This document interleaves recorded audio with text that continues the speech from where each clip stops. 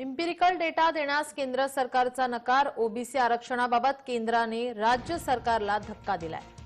Empirical data देण्यास केंद्र सरकारने नकार दिलाय। नव्याने दाखल केलेल्या प्रतिज्ञापत्रात केंद्र सरकारने हा नकार दर्शवलाय। ओबीसी आरक्षणाबाबत सर्वोच्च न्यायालयात सुनावणी सुरू आहे। या सुनावणीकडे सगळ्यांचं लक्ष लागलंय। न्यायालय काय निर्णय देणार याकडे सर्वांचं लक्ष लागलं आहे। अशातच नव्याने दाखल केलेल्या प्रतिज्ञापत्रात केंद्र सरकारने राज्य सरकारला धक्का दिलाय। इम्पिरिकल डेटा देण्यास केंद्र सरकारने नकार दिलाय।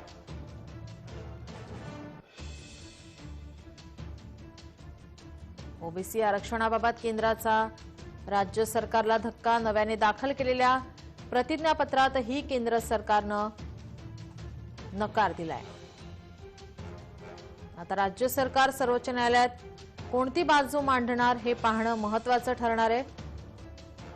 ओबीसी राजकीय आरक्षणाबाबत राज्य सरकारने दाखल केलेल्या हस्तक्षेप याचिकेवर महत्त्वाची सुनावणी होतीये।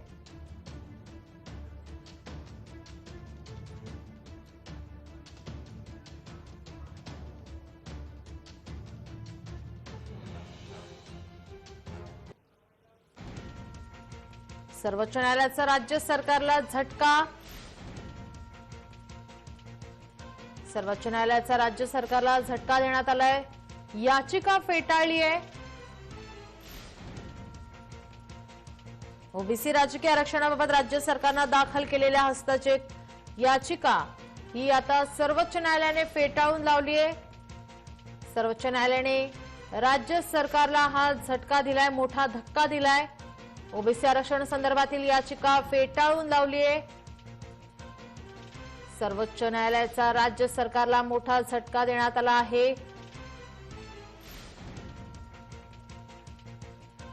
याचिकाकर्ते विकास गवळी आपल्यासोबत फोनलाईन वरून जोडलेले आहेत। आत्ताची आपण मोठी बातमी पाहतोय, ओबीसी आरक्षणाची याचिका फेटाळून लावली आहे। बरोबर आहे। आता नुकताच निकाल बाहेर आला आणि सर्वोच्च न्यायालयानं माननीय न्यायमूर्ती खानविलकर साहेबांच्या कोर्टाने महाराष्ट्र शासनानं केंद्र सरकारकडे डाटा मागणीची जी याचिका टाकली होती ती याचिका सर्वोच्च न्यायालयाने फेटाळली। महाराष्ट्रातील ओबीसी जनतेचा इम्पेरिकल डेटा गोळा करण्याचा मार्ग आता राज्य सरकारलाच करावा लागणार आहे आणि ओबीसी इम्पेरिकल डेटा गोळा होण्याचा मार्ग सुकर झालेला आहे। या आजच्या निर्णयामुळे हे एक निश्चित झालेलं आहे की यानंतर ओबीसींना आरक्षण देण्यापूर्वी इम्पेरिकल माहिती जमा करणं बंधनकारक झालेलं आहे आणि इम्पेरिकल माहिती जर जमा झाली तर अनेक वर्षापासून ओबीसींवर जो अन्याय होतोय तो या माध्यमातून दूर होणार आहे। आरक्षण लागू होण्याआधी तिहेरी चर्चा होणार आहे, त्या संदर्भात तुम्ही काय प्रतिक्रिया द्याल? यामध्ये जे काही आता गोष्टी पुढे येणार आहेत ह्या चर्चेमधनं ओबीसींना खूप मोठा फायदा होणार आहे। जो गेल्या 30 वर्षापासून सातत्याने ओबीसींवर अन्याय होत होता, आता या चर्चेमधनं जी काही माहिती बाहेर येईल त्याच्यामध्ये ओबीसींना खूप मोठा दिलासा मिळणार आहे, एवढंच मी या प्रसंगी सांगू इच्छितो। ओबीसींचे राजकीय आरक्षण इम्पिरिकल डेटा अभावी अडलंय का, असं सुद्धा केंद्र सरकारने यावेळी सवाल उपस्थित केला होता।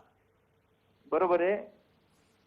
इम्पेरिकल डेटा अभावी निश्चितपणाने 2010च्या निकालानुसार के कृष्णमूर्तीच्या केसमध्ये जो निकाल आला होता त्याच्यामध्ये इम्पेरिकल डेटा जोपर्यंत गोळा होत नाही तोपर्यंत ओबीसींना आरक्षण देता येत नाही असं स्पष्ट त्या निकालामध्ये म्हटलं होतं। त्याचीच अंमलबजावणी आपल्या 4 मार्च 2021च्या विकास किसनराव गवळी विरुद्ध शासनच्या निर्णयामध्ये करून इम्पेरिकल डेटा गोळा केल्याच्या नंतरच ओबीसींना आरक्षण देण्याचा निर्णय जो सर्वोच्च न्यायालयाने दिला होता त्याची आज परत एकदा त्याच निर्णयाची अंमलबजावणी सर्वोच्च न्यायालयाने केलेली आहे। धन्यवाद तुम्ही दिलेल्या तुमच्या प्रतिक्रियेसाठी।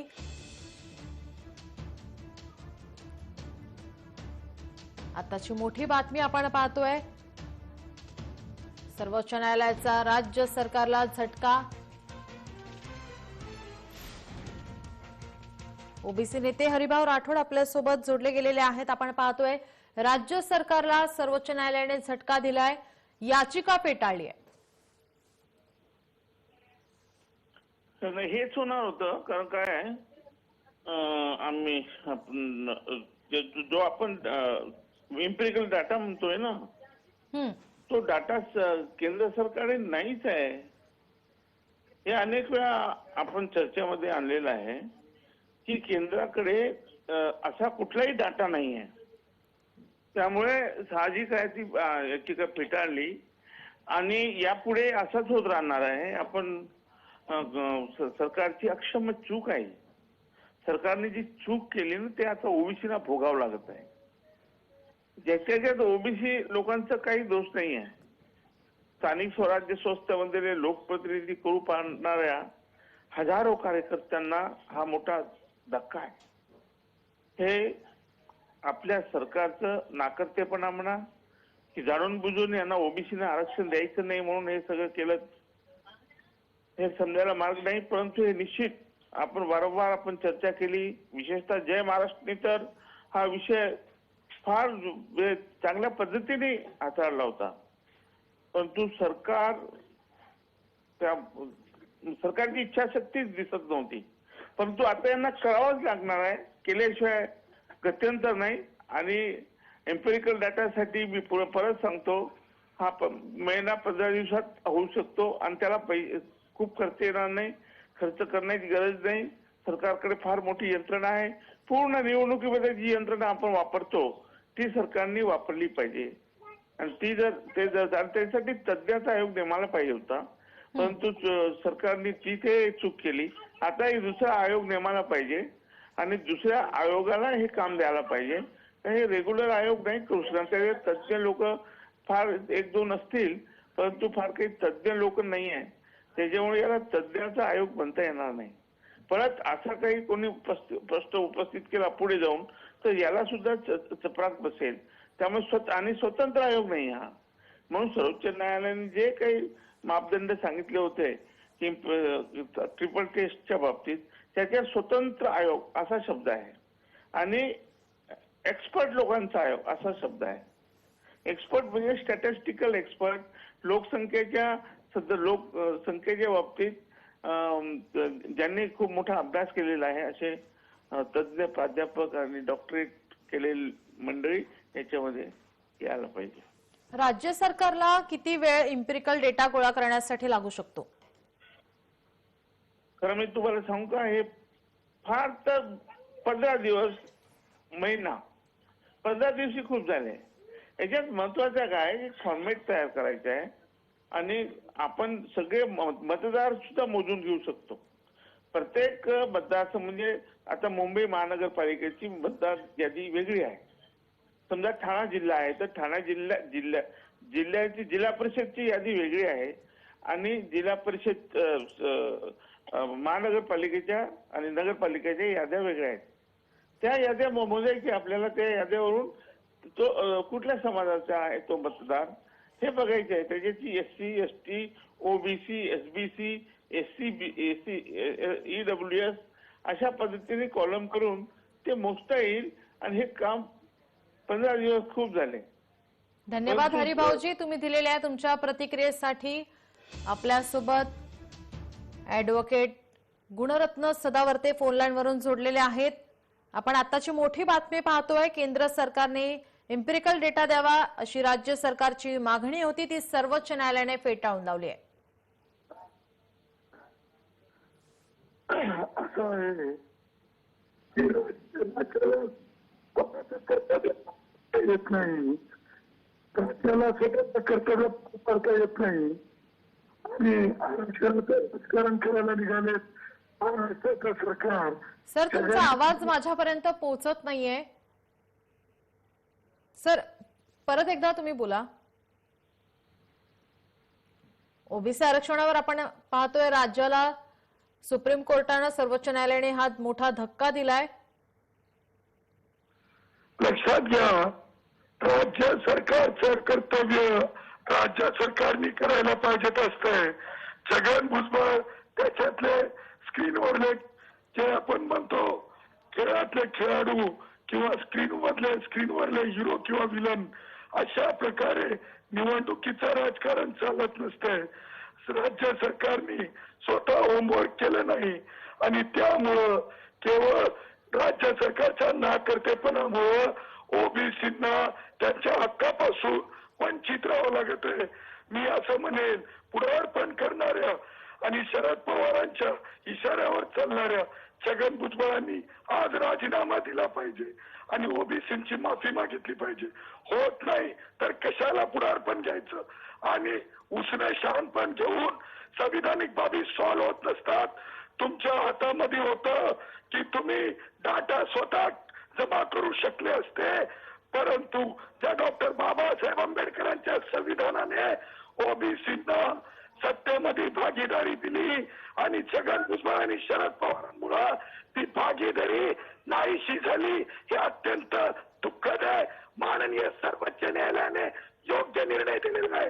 राज्य सरकारचा नाकारतेपणा आहे आणि माननीय सर्वोच्च न्यायालयाने जो हुकूम दिला हा हुकूम असला पाहिजे, कारण राज्य सरकारचा नाकारतेपणा माननीय सर्वोच्च न्यायालय कसा स्वीकारू शकेल असा प्रश्न मी उपस्थित करतो.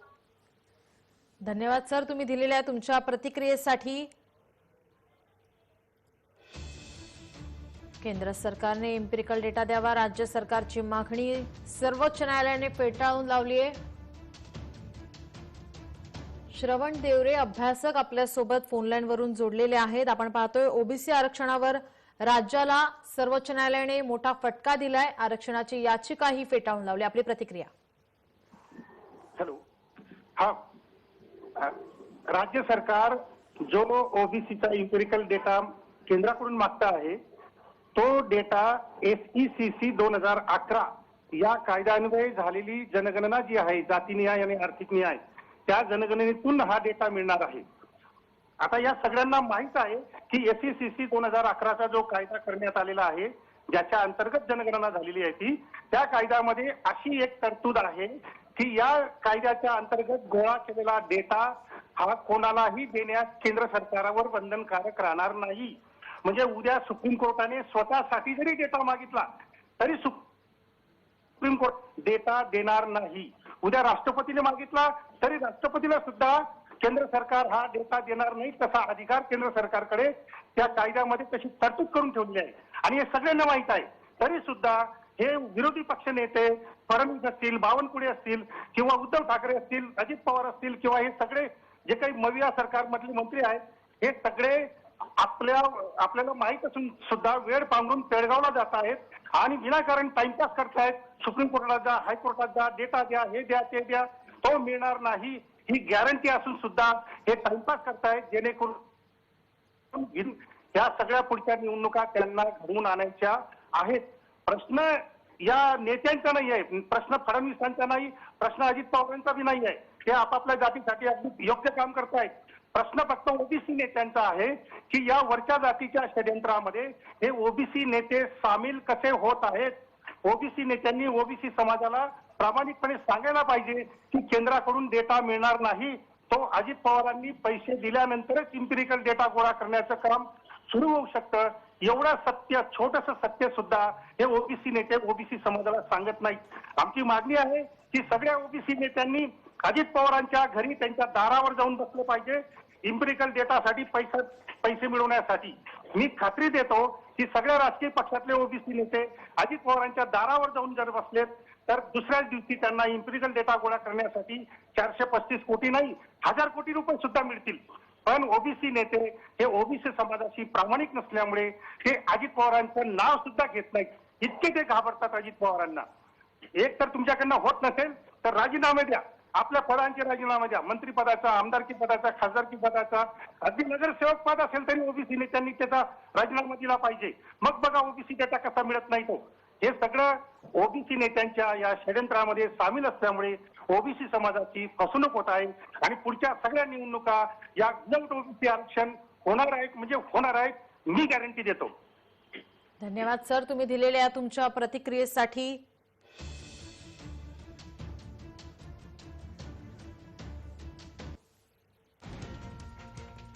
केंद्र सरकारने इम्पेरिकल डेटा द्यावा, राज्य सरकारची मागणी सर्वोच्च न्यायालयाने फेटाळून लावली. राज्य सरकारची ओबीसी आरक्षणाची याचिका फेटाळली. केंद्र सरकारच्या नव्या प्रतिज्ञापत्रातही इम्पेरिकल डेटा द्यायला नकार देण्यात आला.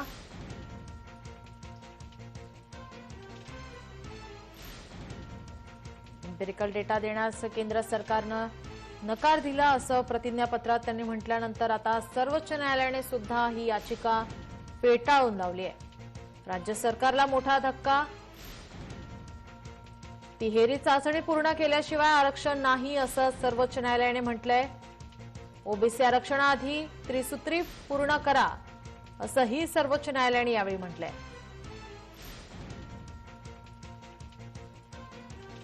याचिका फेटाळत सर्वोच्च न्यायालयाने राज्य सरकारला मोठा फटका दिलाय. नव्याने दाखल केलेल्या प्रतिज्ञापत्रातही केंद्र सरकारनं एम्पिरिकल डेटा देण्यास नकार दिला आणि त्यानंतर आता या सुनावणी दरम्यान सर्वोच्च न्यायालयानं ही मागणी फेटाळून लावली आहे. ओबीसी राजकीय आरक्षणाविषयी मोठी बातमी आपण पाहतोय. आरक्षणासंदर्भातील याचिका फेटाळून लावली आहे.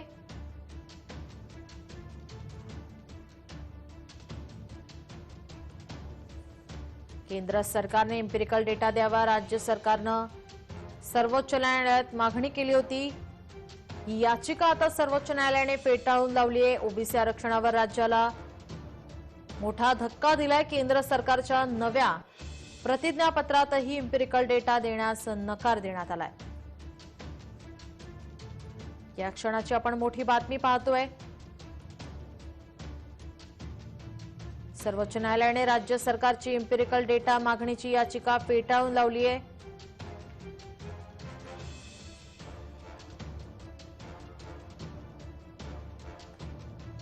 केंद्र सरकारकडे एम्पिरिकल डेटा तयार असून सुद्धा ते का देत नाही असा प्रश्न विचारण्यात आला.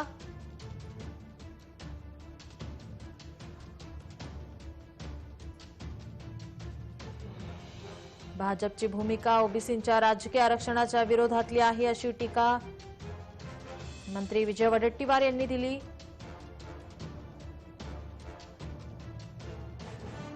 राज्यभरात राजकीय नेत्यांमधून आता एकमेकांवर आरोप प्रत्यारोप करण्यात येत आहेत.